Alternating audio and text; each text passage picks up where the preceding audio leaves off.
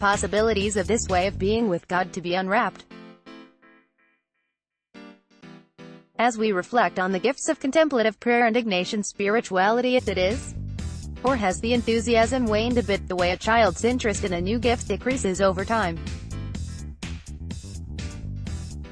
This Christmas, my prayer for all of us is that we will remember and celebrate the gifts of prayer and spirituality in our lives.